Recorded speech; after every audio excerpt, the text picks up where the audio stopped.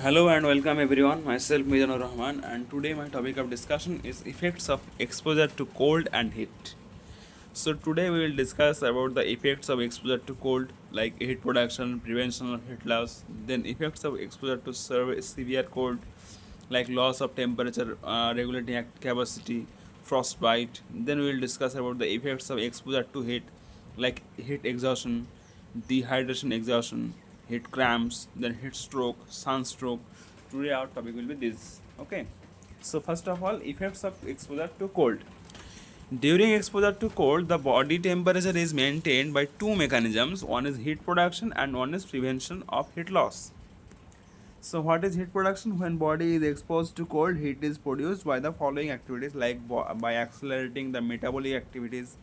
Heat gain center in hypothalamus is stimulated during exposure to cold, and it activates the sympathetic centers, which cause secretion of adrenaline and noradrenaline. And these hormones, especially adrenaline, increase heat production by accelerating cellular metabolic activities. Then by shivering. Shivering is the increased involuntary muscular activity with slight vibration of the body in response to fear, onset of fever, and exposure to cold. Like shivering occurs when the body temperature falls to about 25 degrees Celsius or 77 degrees Fahrenheit. And primary motor center for shivering is situated in posterior hypothalamus near the wall of third ventricle. And during exposure to cold, heat gain center activates the motor center and shivering occurs. Enormous heat is produced during shivering due to severe muscle activities. And the another method, that is prevention of heat loss. When the body is exposed to cold, heat gain center in the posterior nucleus of hypothalamus is stimulated, and it activates the sympathetic centers in posterior hypothalamus, and resulting in cutaneous vasoconstriction and decrease in blood flow.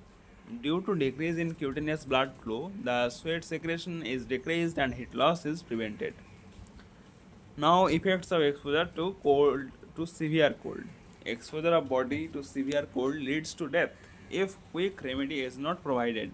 The survival time depends upon environmental temperature. If a person is exposed to ice cold water, like 0 degrees Celsius for 20 to 30 minutes, the body temperature falls below 25 degrees Celsius or 77 degrees Fahrenheit, and the person can survive if he is placed immediately in hot water tub with a temperature of 43 degrees centigrade or 110 degrees Fahrenheit. Survival at survival time at 9 degrees centigrade or 28 degrees Fahrenheit is about 1 hour, and 15.5 degrees centigrade or 6 degrees Fahrenheit is about 5 hours. And effects of exposure to body temperature at extreme cold are loss of temperature regulating capacity, then frostbite. Now, what is loss of temperature regulating capacity? Temperature regulating capacity of hypothalamus is affected when the body temperature is decreased to about 34.4 degrees Celsius or 94 degrees Fahrenheit, and hypothalamus totally loses the power of temperature regulation when the body temperature falls below 25 degrees centigrade or 77 degrees Fahrenheit, and shivering does not occur. In addition to loss of hypothalamic function, the metabolic activities are also suppressed. Sleep or coma develops due to depression of central nervous system. Then frostbite. What is frostbite? Frostbite is the freezing of surface of the body when it is exposed to cold.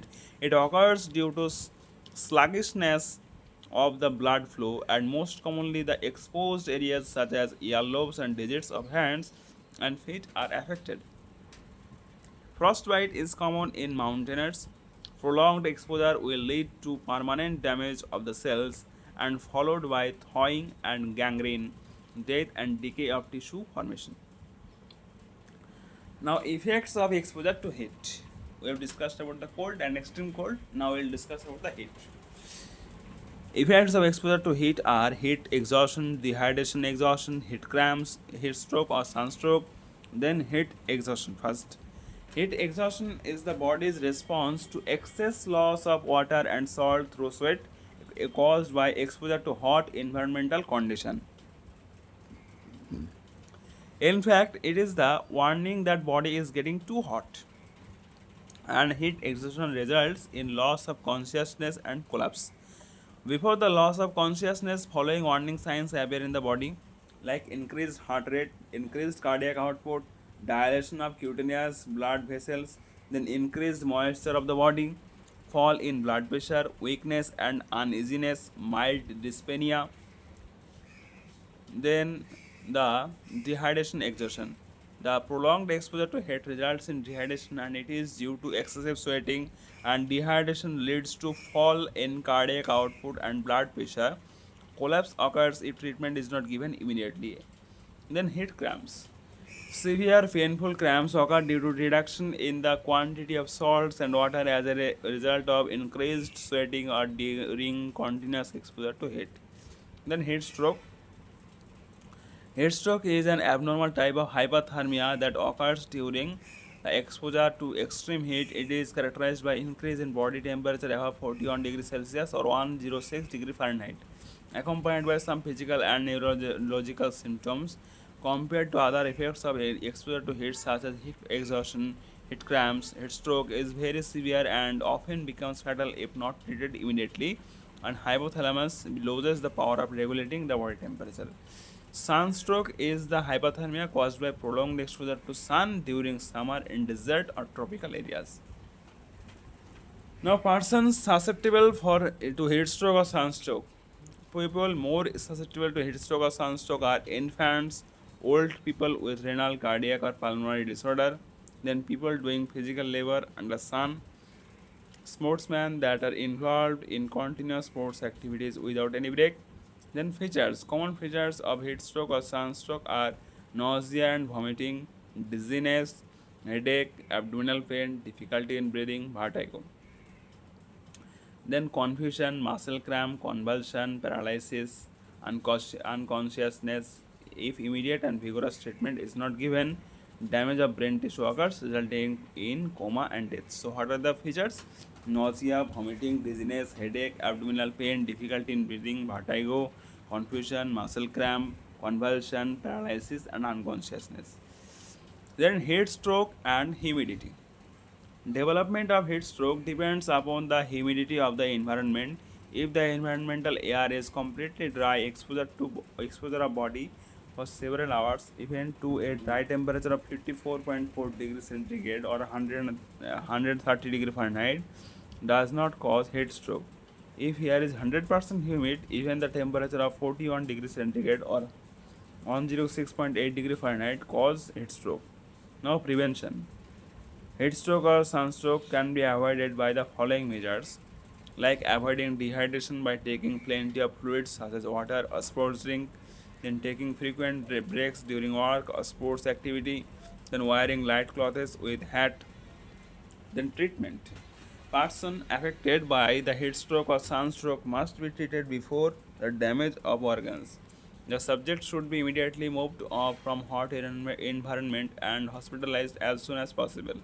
Immediate cooling of the body is the usual treatment. The person must be immersed in cold water, or cold water may be sprayed on the skin.